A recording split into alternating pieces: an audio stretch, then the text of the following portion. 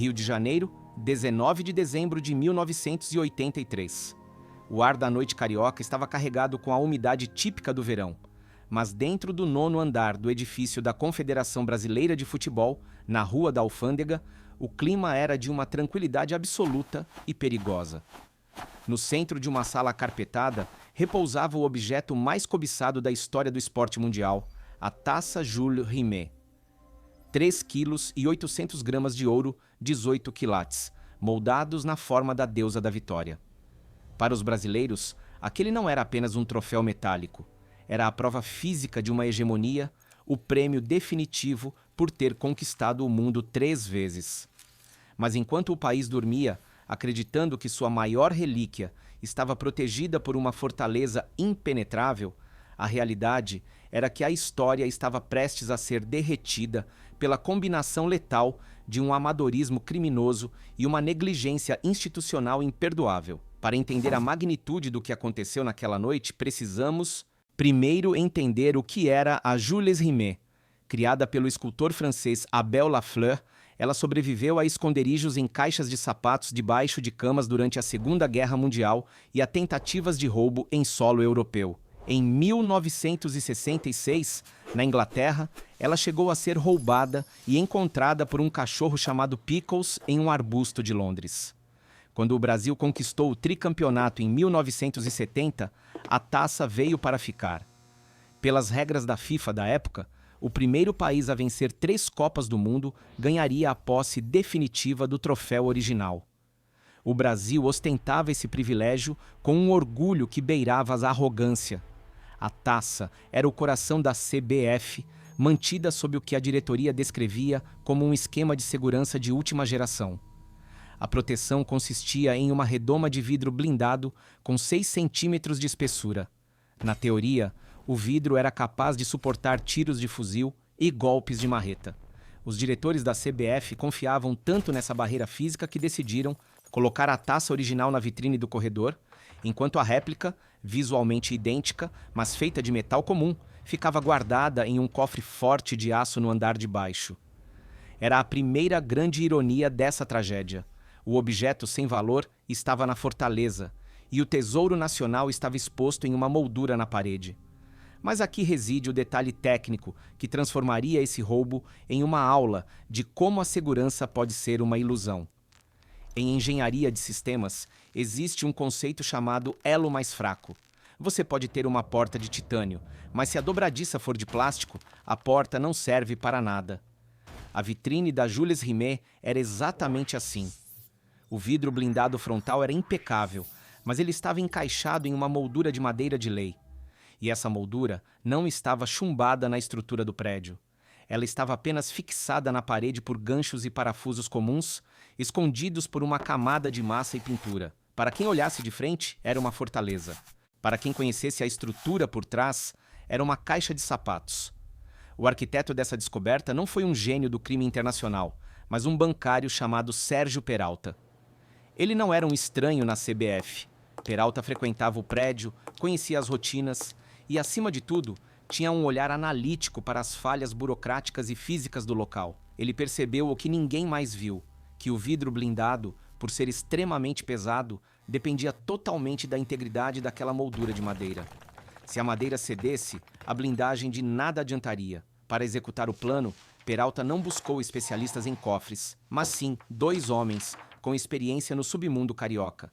Chico Barbudo, um ex-investigador da polícia que conhecia os pontos cegos da lei, e Luiz Bigode, um decorador que tinha a habilidade manual necessária para lidar com estruturas de madeira sem causar um alarde imediato. Naquela noite de segunda-feira, o plano foi posto em prática com uma simplicidade aterradora. O prédio da CBF, apesar de abrigar milhões em prestígio, contava com uma vigilância humana reduzida durante a madrugada. Os ladrões renderam o único vigia de plantão sem disparar um único tiro. Não houve alarmes eletrônicos, não houve sensores de movimento infravermelhos disparando em centrais de monitoramento. O silêncio do 9º andar foi quebrado apenas pelo som metálico de uma ferramenta rudimentar. Um pé de cabra. Imagine a cena sob a ótica da física aplicada. O pé de cabra é uma alavanca de primeira classe. Ao inserir a ponta de ferro entre a moldura de madeira e a parede de alvenaria, o invasor multiplica sua força dezenas de vezes. A madeira de lei, embora resistente, começou a estalar. Os parafusos que seguravam a história do futebol brasileiro começaram a ser arrancados da parede, um por um. Luiz Bigode e Chico Barbudo não precisavam quebrar o vidro blindado.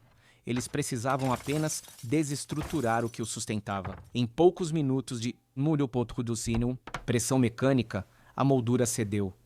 O vidro blindado de 6 centímetros, a grande promessa de segurança da CBF, foi removido como se fosse a tampa de um pote de conserva. A Jules Rimet estava livre. Ao pegarem o troféu, os ladrões levaram também outros 2 itens, a Taça da Independência e a Taça Equitativa. Mas o foco era o ouro. Eles saíram do prédio caminhando calmamente pela Rua da Alfândega, carregando o equivalente a uma fortuna em um saco de lona comum. Naquela manhã, quando os funcionários chegaram para trabalhar, encontraram apenas um buraco na parede e o rastro de uma humilhação nacional. A notícia se espalhou como um incêndio. O Brasil, o país do futebol, havia perdido seu maior símbolo de forma ridícula. A investigação da Polícia Federal começou imediatamente, mas eles estavam correndo contra o relógio e contra a química. O ouro é um elemento nobre, mas sua maior virtude para os joalheiros é sua maior maldição para essa história. Ele pode ser reciclado infinitamente sem perder suas propriedades. Peralta e seus comparsas levaram o troféu para um joalheiro argentino radicado no Rio, Juan Carlos Hernández. Hernández era um especialista em transformar ouro de procedência duvidosa em barras anônimas. Tecnicamente, o processo foi um crime contra a arte. A taça Jules Rimet era composta por ouro 18 quilates, uma liga que contém 75% de ouro puro e 25% de outros metais para dar rigidez. Para Hernández, aquilo não tinha forma, tinha peso. Em um cadinho industrial, sob uma chama que ultrapassava os 1000 graus Celsius, a deusa da vitória começou a perder seus contornos. O rosto da deusa, que havia testemunhado as defesas de Gordon Banks e os gols de Pelé, transformou-se em um líquido incandescente e viscoso. O ouro fundido foi derramado em moldes pequenos, criando barras de 250 gramas cada. Em questão de horas, a Jules Rimet deixou de existir. Ela não era mais um troféu, era moeda de troca, impossível de ser rastreada, fácil de ser vendida em qualquer balcão de penhores do centro da cidade. A falha de segurança da CBF não foi apenas técnica, foi psicológica.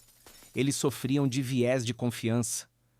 Por terem um vidro blindado caro, acreditaram que o sistema inteiro estava seguro.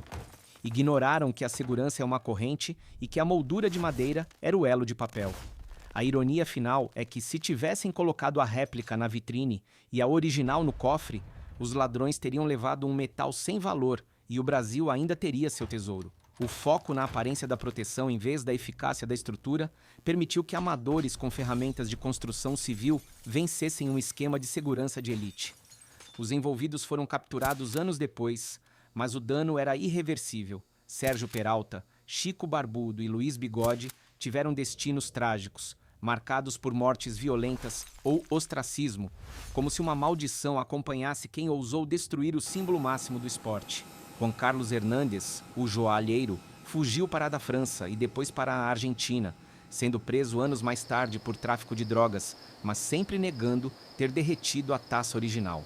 Até hoje, circulam teorias conspiratórias de que a taça teria sido vendida inteira para um colecionador excêntrico no Japão ou na Europa.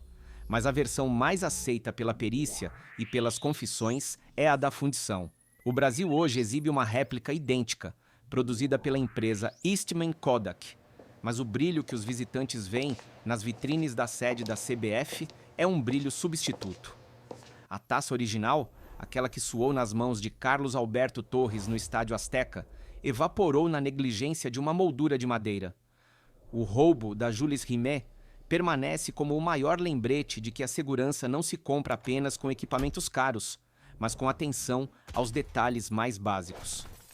No mundo do crime e da engenharia, a força bruta de um pé de cabra sempre encontrará um caminho se houver um erro de projeto. O ouro pode ser eterno, mas a forma que ele assume é frágil, e no dia 19 de dezembro de 1983, o Brasil aprendeu da maneira mais dura que é possível roubar a glória de uma nação inteira, apenas forçando-a com o lugar certo com uma barra de ferro. O que restou foi o vácuo na vitrine e a lição de que, às vezes, a única coisa que separa da história da sucata é a qualidade dos parafusos que a seguram na parede.